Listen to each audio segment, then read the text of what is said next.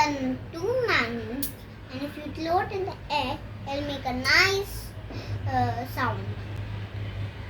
Okay, now let's show you. First, start with one like this, and other like this.